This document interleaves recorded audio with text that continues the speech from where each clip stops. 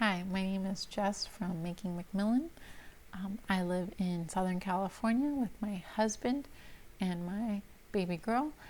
So if you'd like to come along and budget with me for January 2021. So I do have our income deductions and our giving blacked out.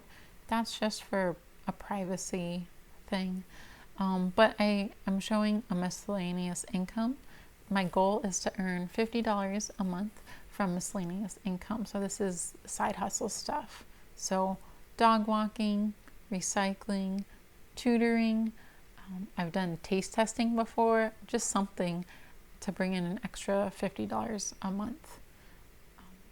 Our giving, so we give automatically off the top of our budget to our church and just different organizations that we want to support. But a really exciting line item that we added last year is this irregular giving that you see. So our regular giving is just something that we're saving for throughout the year. And then if a situation presents itself, we're able to just give people a financial gift. And with 2020, we were able to do that a couple of times. And that was just really special and really great. So I'm really excited that we're going to continue that on into 2021. Now, those taxes that you're seeing here, this is just to buy our TurboTax at Costco. So even something like that, my husband is an accountant, so he has just a list of things, and he's actually created kind of QuickBooks in Excel to do all the calculations as he inputs things. This is more simple in the way my brain works, so this is why I'm showing it this way. But he knows we buy TurboTax once a year for $100, and so every month we're putting $8.34 towards that TurboTax that we know we're gonna buy. Then we also have life insurance. So we have a life insurance policy, and that is $400 a year. We pay for it one time, but that works out to $33.34 a month. That's just for one of us. We're working on having both of us with a life insurance policy, just to be safe. Now, our most expensive category is definitely housing. Like I said, we live in Southern California, which is a pretty high cost of living state. And we are not in the most expensive county, but we're in an expensive county. And our mortgage payment right here may or may not seem high to you. My husband was able to purchase this house not when the markets were super low, but not at the extreme highs that they are now. So our mortgage payment is $2,115 a month. Now this mortgage payment includes our principal, taxes, insurance, as well as interest. So that's all included in here. Now, one of our big goals is to pay off our mortgage early. So we are sending an extra mortgage payment of $1,600 this month to help make that possible. Our water we pay for multiple times throughout the year, so we're putting $42.50 towards that. Our electricity has been costing $100 a month since we've been working from home. And our gas is roughly $20. The trash we pay for every 3 months, so we're budgeting out $18.34 for that. And then this consumables line item, I probably should rename it something a little more clear, but this is our household consumables. So this is including everything from toilet paper, dishwashing soap, toothpaste, all those kinds of things are going to be included in our consumable line item budget. And then internet is a standard $70 a month. Unfortunately, we only have one internet provider in our area, so that seems kind of high to us, but that's all we can get where we are. For food, this is my favorite category. By and large, this is the one I tend to go over on. But we have a Costco membership and we have the more expensive one. So we're putting $10 a month towards that. And then groceries. most of the time I am slightly over, just slightly on groceries, but it's very rare for me to be under on our grocery budget. So groceries, we've got $200 a month towards groceries. And then for dining out, $40. This might be low to some people. We try and use gift cards if we're going to be eating out, or we just really don't go to super expensive places when we eat out. For auto, we pay our auto insurance twice a year. I know some insurance providers will give a discount if you make you pay for everything at once.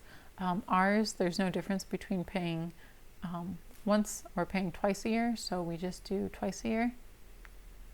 Gas, we have budgeted $100 a month. Now, since we've both been working from home, we've been under, so this is budgeted with the thought that we will be going back to working in person sometime soon. And maintenance, just kind of like a rainy day fund, we've got $41.67 put away for that. The AAA membership that we have costs $80 a year, so $6.67 is going towards that. And then our tags we pay for every year, so $37.50 should cover that. Now for our family expenses, our cell phones, we're really lucky and we're able to be on a family plan with one of our close family friends. So for our 2 phones, we're paying $45.83 a month. Again, that's something that we pay all at once. We just write our friends a check and we're covered for the year. So we're very lucky, very fortunate. We know that's low. We were at the phone store and the person working there was amazed that we were getting that rate because they don't even get that good of a rate anymore. It's been kind of like passed down and grandfathered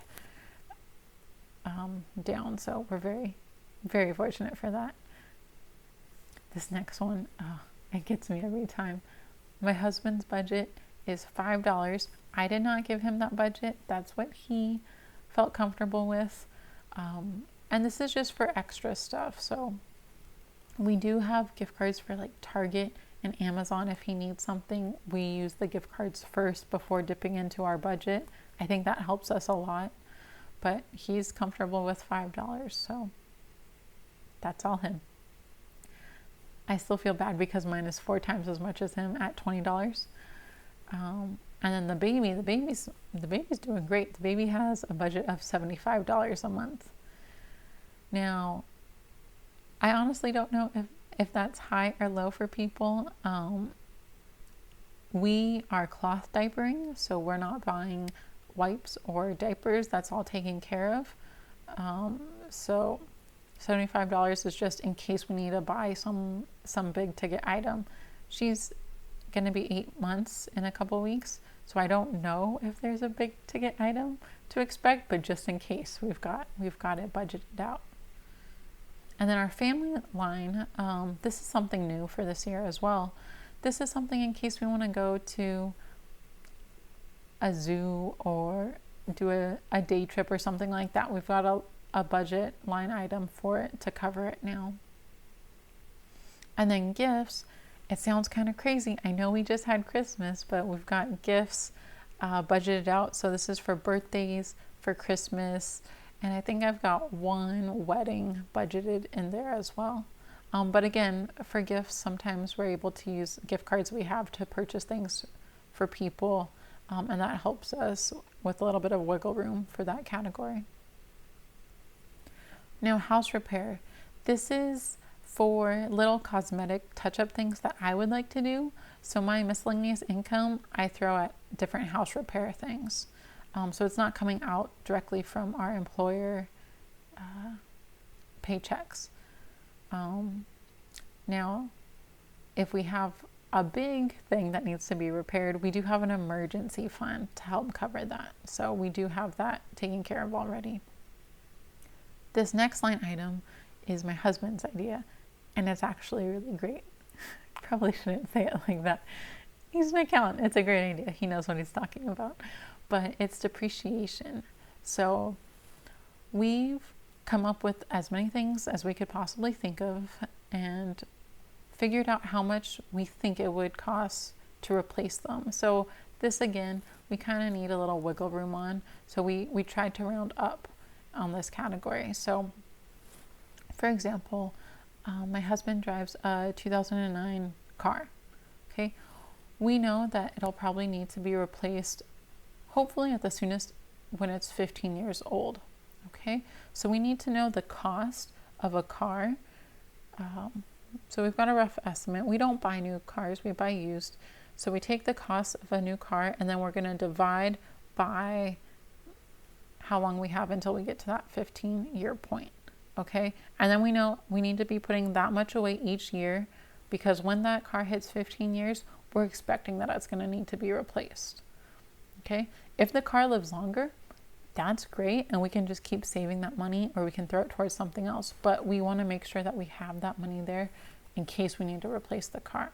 So we've done that for our cars, our kitchen appliances, our washer and dryer, the roof. The roof is a big one because our house is old, and we're sure it's going to need to be replaced sooner rather than later.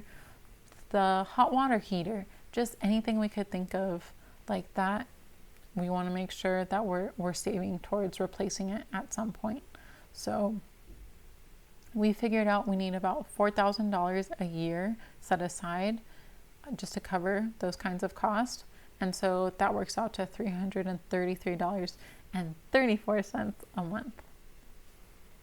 Education, we're not currently saving for education. My daughter is very young, but we will be saving for her education in a couple of years. And then contingency, I have a whole $5 of wiggle room. Let's be honest, it's going to go to my grocery budget. 9 times out of 10, it goes to the grocery budget. But just a $5 wiggle room in case something pops up, and we need an extra $5. So all in all, we're just looking at $5,235.87 just on our kind of day-to-day living expenses.